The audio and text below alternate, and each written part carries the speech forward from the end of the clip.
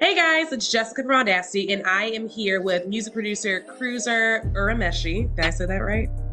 You got Yay! it works. I've heard Urameshi, it's all the same. Wait, it's Urameshi? Yeah, He literally just told me this before I pushed record, and it uh, I got it. Okay, it's Urameshi. yeah. Boom. Awesome, awesome, awesome. Okay. Well, thank you so much for being here. And we're so excited to have you here on Audacity. I'm excited to Yay! be on here, man. I can't wait for this, man. Y'all, this guy is so dope. He already has I want to say like over 12,000 followers on Instagram.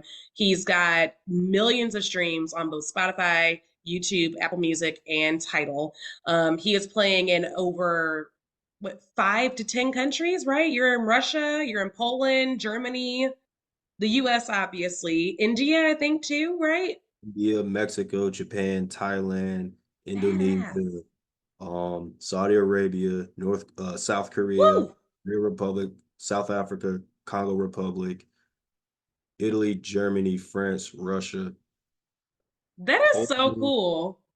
quite a bit. It's technically Yeah. on Apple Music, at least 85 countries this year alone. 85 countries. Whoa. Oof. Don't we're not gonna record the part where I said 15. My bad, y'all. I was only looking at one stat when I said that. But oh my gosh, it is so cool to have you here. And we're gonna talk a little bit about just who you are, what you do, and how we can support some of this amazing stuff that you're putting together. So first things first, how did you get into music? I grew up in Atlanta, born and raised in Columbus, Georgia. So and at the height of it, everything, I got to see Gucci, Flocka come up, Young Jeezy, and everything. So when you living in a city like Atlanta, everybody doing music. So it just rolled over, and I was around a whole bunch of rappers and artists, and I was like, "Yo, everyone's rapping. I don't want to rap. I want to make beats." So I taught myself how to make beats at 16 years old. Now that's dope. Okay, so like you're self-taught. Was there anybody who maybe like mentored you or like showed you a path as to how you could get into this kind of industry? You cut your own path. Yes. What was that like? It was difficult. It was difficult at the time. I didn't realize what I was doing. And because I taught myself how to make beats, taught myself how to mix my own beats down, how to release music, how to market music. So I taught everything that I know. I'm Hmm. teaching myself how to do this on the fly. So it sucks at the same time, but it's a double-edged sword Right. because the one side of it, yeah, I'm teaching myself how to do it. It's cool. But another thing is when you're taking that risk, you have to you can't really think about the failure. You just have to do it. Because I know if I Right. don't do it, I'm not going to go nowhere. So I might as well fail and figure it out. So that's kind of like where I was at with it all. I love that fail forward mentality. I think a lot of people like don't pursue certain things because they don't know someone in that space who can help them. And so they Right. don't want to just try and fail on their own. Like when we started Audacity Magazine and Events, we knew about the magazine industry, we knew about the event space, but what had been untapped at that point was that it was one exclusively for young professionals and career Mhm. building for young professionals. And we were told by a lot of naysayers that like, oh, like you can't do this without, this person or this kind of money and this kind of platform. Do do do do. We're just like, nah, don't worry about it. We'll figure it out. Like, don't Right. worry about it. We'll pick other That's mentors who actually believe in us. And like to like knowing that like you're doing a lot of this blind yeah. takes one raw talent and two, I'm guessing a lot of stubbornness because there's no way you could have given up by now. Like there's no way you could have gotten this far if you had given up by now, is what I mean. That's Yeah. real. That's That's really dope. Okay, so like you produce more than just hip hop. I know we're both from Columbus, Georgia, and we came up around like the lyricism era, which was like it was a combination of the lyricism era and the crunk era, and Mhm. it was a really cool explosion of hip hop that happened at that time. And now everything just kind of sounds the same. So like you do more than hip hop. You do Mhm. what's called is it lo-fi and Mhm. synthwave. What are those genres? Because I've actually never heard of that before. So lo-fi is like, oh, dang, this is kind of tough to explain. Lo-fi it's basically like chill background music in a sense. Like white So noise. You could throw that in there somewhat to an extent. I Yeah. wouldn't. Some people do, but do you remember Adult Swim, right? Where like the Yes. Yes. instrumentals and stuff like that. Yeah. It's kind of like lo-fi. A lot of that is lo-fi. Oh. So Oh, that's that's like a that. gold mine, I feel like. Mm-hmm. No Yeah. one So thinks about that kind of music, exactly. And but then people need it.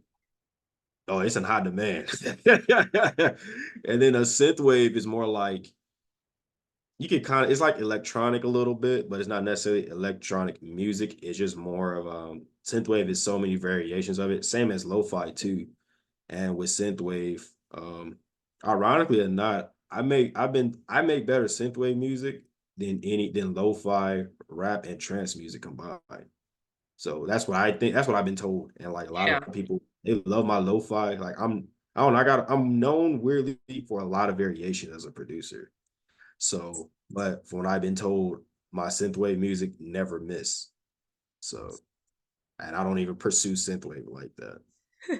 What would you say is like your main like genre, if you have a main one? Like, It's all if now the the way I balance it's balanced out now. That's the yeah. weird thing because like my song synth, I have a song literally called Synthwave, and I put it out there in the pandemic, and I was like, I ain't gonna put it out, whatever, or like promote it for whatever for like I was working on my rap project Cruzer 64. And then this year I just found out in like the summer on TikTok alone, the song did 15 million views in June on TikTok. And I was Woo. like, oh shit, I gotta let me figure something out.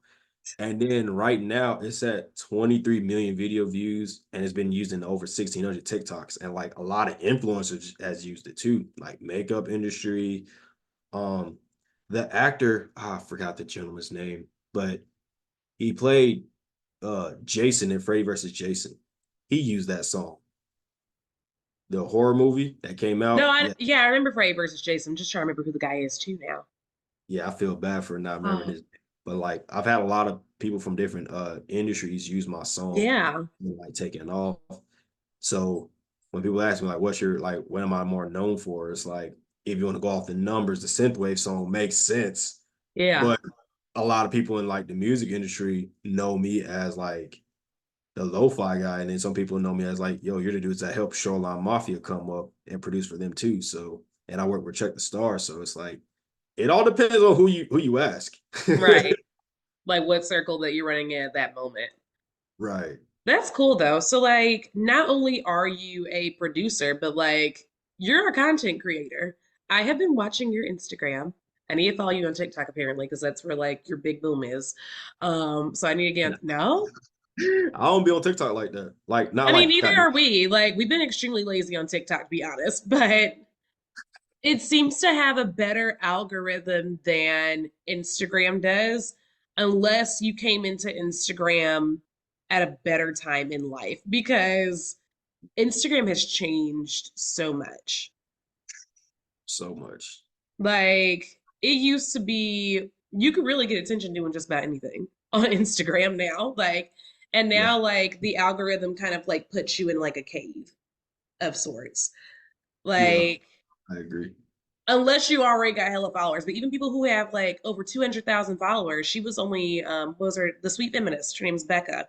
And Mhm. she goes by the Sweet Feminist. She's a baker who does like feminism messages with icing on all of her baking projects and stuff. Oh, dope. And she has over 200,000 followers on Instagram. And she left and I think went to Substack Mhm. because for like an entire year, she was only engaging less than 10% of her audience. 200,000 followers and maybe 200 to 2,000. Yeah, 2,000. That's 10% of 200, right?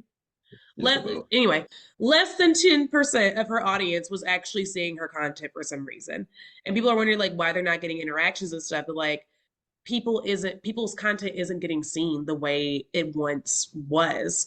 Um, so we'll talk about that in a second. Because I want to talk about how like you're a content creator in addition to being a producer and like you have a lot of really dope content specifically on your IG page that I've been following and everything. And Appreciate it. I guess I had a different question before this, but now I want to ask like, how has the change in the algorithm changed your approach to how you do your content? If it has at all, maybe it hasn't. Honestly, I just never gave a fuck about the algorithm. We I love it. We like love I it. don't I don't care. We It's like love it. I just always looked at it like this. Music was always the priority for me. Yeah. All that other shit will come with it. Yeah. So I get like low engagement, which I don't really care about, but I laugh when people say I have low engagement because like when I posted my Spotify rap stats, 12% of my Instagram tapped into my Spotify. So it's like, is that low engagement? I don't say so. And then when you look at, because I know a few people in sales, and a lot of people have told me from like music perspective, like A&Rs that I know personally, they said if you're a musician, especially independent, if you have at least 2% of your social media engaging with your music content, you're doing exceptionally well. Mm. So I was like, fuck it. I'm cool. So 12% just off of Instagram alone, I'm fine with that. And then Right. man, that's just Spotify. So that's why I'm like, I never tripped about it. But then when it comes to the whole content thing, it's just I never really cared about it being called a content creator. And I think that's a kind of like a weird label. I'm cool with it now, but I was like, content creator, the fuck is that? I'm just posting shit. But it's not that hard. I just don't really trip on the engagement, on the having low engagement because my inbox is jumping. So I'm like, hey, if business is jumping, I'm not Right. getting streams. I don't care. Like, because I don't even promote my Spotify since August, and I'm still Right. pulling in 35,000 streams on Spotify this month alone. And I haven't promoted my Spotify at all. And this is the first time since because I had Spotify since for 3 years now. Yeah. And this is the first month since 20. Well, this is the first month all year where I've been under 10,000 monthly listeners. Again, I'm not promoting Spotify, but Right. I'm 8,000 monthly listeners, and I don't really care about it because I have 1,300 followers on Spotify. Most people on Spotify have less than 500, Right. so I don't trip about that shit. But to answer your Right. question, it hasn't really. If it changed on my algorithm, I don't really give a fuck. It's It's a like, fuck. mindset thing. Yeah. That's all Definitely it sounds, is. yeah, it's a mindset thing for sure.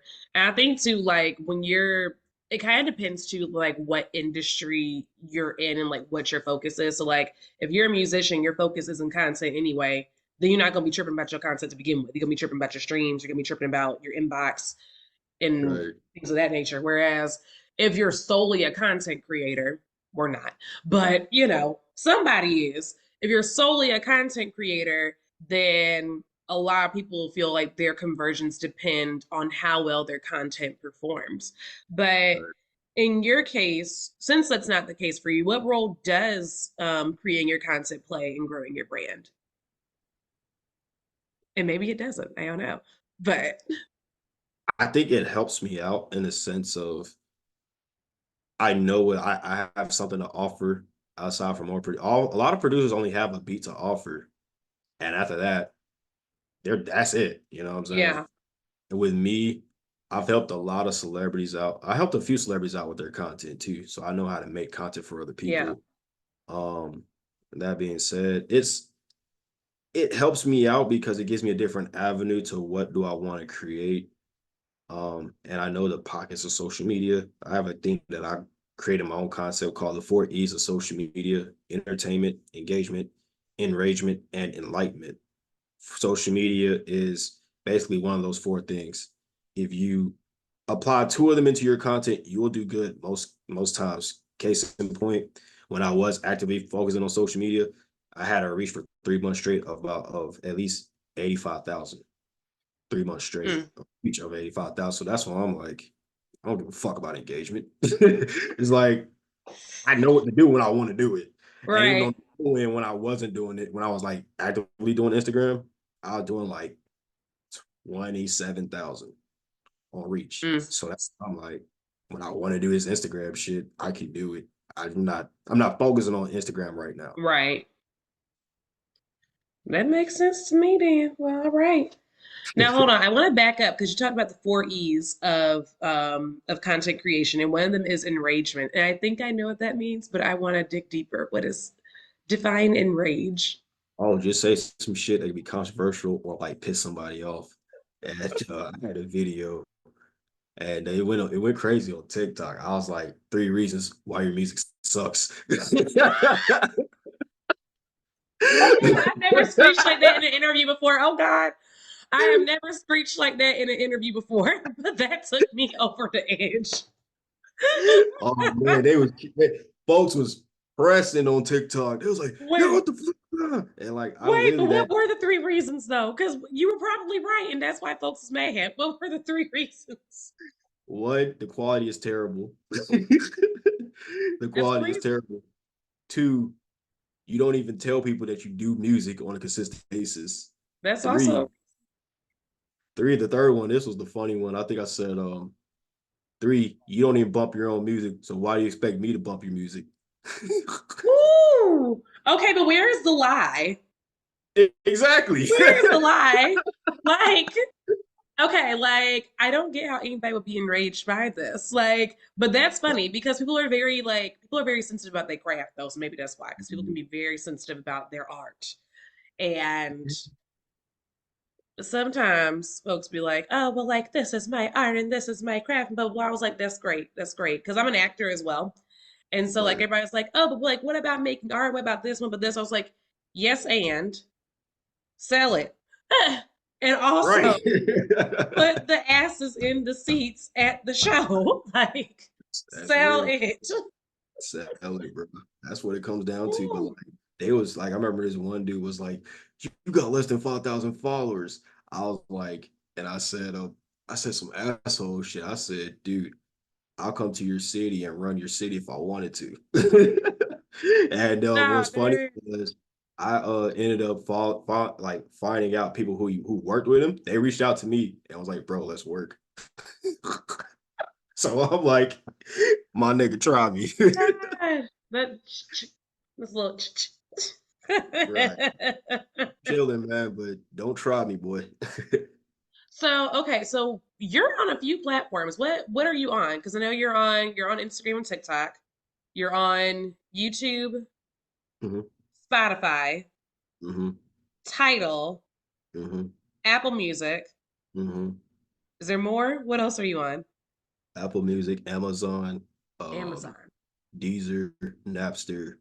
Uh, it's something in India. I forgot to call it. Start with an IR something. Uh, Okay. Kangas, Kangas something. It's Chinese. Um, Okay. I'm on a lot of the overseas platforms too. So like I'm Okay. everywhere. Nice. Google, Okay. so quite a bit. So the question that comes from this is how do you so like there is an importance that comes with not focusing on too many platforms at one time. Like you get on every platform that you can and then you put your main focus on one of them. Is that Mhm. the method that you use as well? And if that's the case, like tell us about what the importance is of not like overkilling on every single platform. Like how do you balance all 25 or however many that is of those? Honestly, I have a weird method. Um, I used to focus solely on Spotify, but then like 20, because I've only been releasing music for 3 years. I've been producing since 16, but I've been releasing music for three. But in between Mm, then, I built up. I've had placements before I started releasing music. Like I don't know. I've been offered record deals before I started releasing music on Spotify. yeah. That's why I'm like not tripping on it. But when it comes Yeah. to the putting my music out there, I just like on YouTube, I'll make a piece of content with a short, and then I'll just like pin my comment, the song title, and then whatever they want to find it on, I just let them choose. So having the accessibility, I don't drive it home as much as I was when it was Spotify tips. Yeah. Check out Spotify. Then I got away from that, and I was like, all right, let me just put the music out there as a whole. Like the music is already out there as a whole, and I don't want to focus on just Spotify as much. So I just let people choose it. And Yeah. when they song title and it's a pinned comment, a lot of people will look it up on their own end.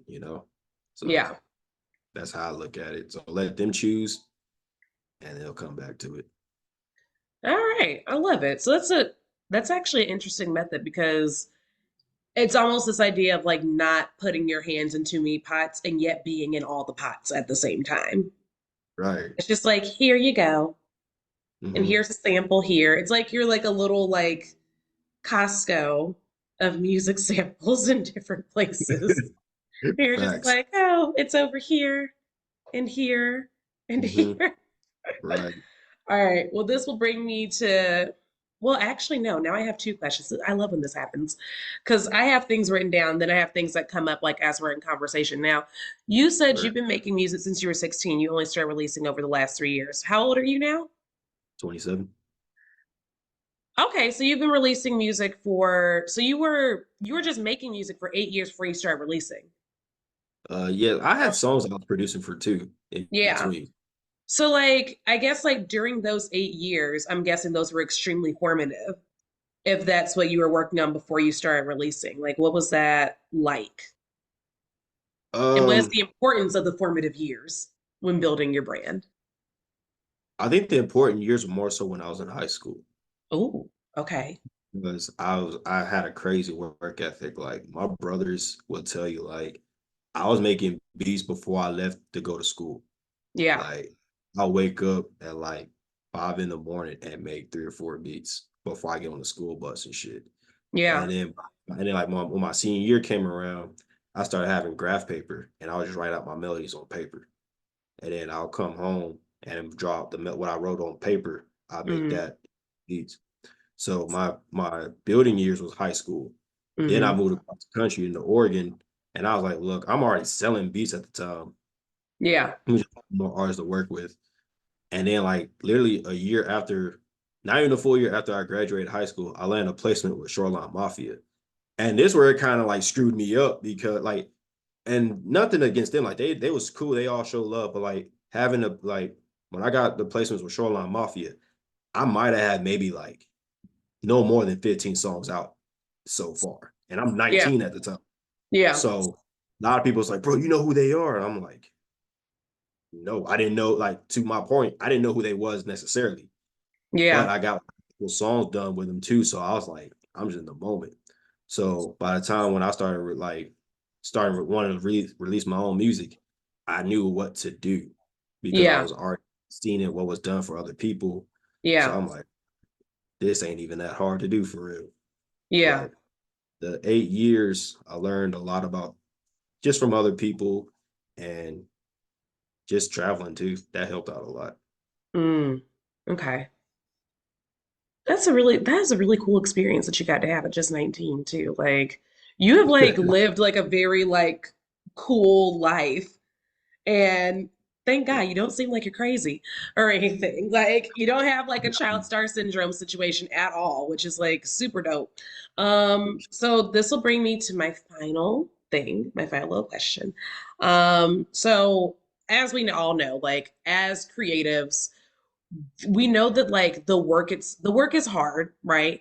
But it's more so usually like the back end that can become challenging. A lot of creatives like aren't often compensated fairly for their work. How do you make sure that you get compensated for your work properly without worrying about like pricing yourself out of things? Because I know like a lot of young talent is afraid of doing that, and a lot of us talent, a lot of black talent is afraid of asking for what they're due. And Yeah. Taraji Henson was just talking about that the other day about how, like, she's consistently not being paid truly what she should be in comparison to like white men in Hollywood. So, like, what would you say your experience like that has been? It's been interesting. And Monique too, she's been on that for years. Yes, Monique been trying to tell people for a minute. Right. But I Yeah, think for me, it's kind of interesting being a producer because you can't. I try to treat it. I wish more producers would treat it like the NFL, where it's like, hey, bro, we all link together on the same level. You set the price, and we'll just follow you. And then, like the next man up rises above that. I yeah, want to push that mentality, but most producers aren't. So for me, I focus on just building up my brand first, so that way when people reach out to me, I'm more of a sense of like, hey, bro, what's your price point? I don't want to say budget because budget is gonna be the cheap end type. They're gonna be like, well, I got 10. I'm not doing that shit. I'm no, not doing 10. But I'll say, yeah, what's your price point? I'm gonna tell, and I'll give them a floor, but that's the low point. So like, hey, what's your price point? Anything I'm just gonna throw a number out there. Less than 100 is the floor. What's your price point from there? If you say anything lower than that, I ain't going. Right. And it just came more easier just to establish the brand first. So that's why I tell my homies all the time, like, if you establish your brand first, no one can't deny anything. Like, Right. They can't come and awesome. see you with a crazy number anyway. Yeah. Right. And then the thing is like, I have so much skill sets that I can offer outside of just the beat, where it's like, hey, bro, like, I know what I'm talking about. I'm not one of these bullshitting gurus that don't got nothing to show for it. So you fuck with me or you don't. I don't care. I'm gonna be fine. A lot Right. of times it's tough to establish that price, but I just say, hey, if you believe in yourself, you know, put yourself, make yourself the entities that people want to be attracted to. So that Yeah. way you can set your own prices. Don't don't tax, but be stern, if that makes sense. Yeah. That's how I go about it. And they fuck with you. And if you make, and if you're a good human being, they'll respect it more. And that's on period. Well, thank you so much, Cruzer. We are so happy that you were able to sit down with us. Guys, make sure you give him a follow and stream, stream, stream. All the information is going to be down here in the caption, and we'll see you next time. For sure. Peace. Bye.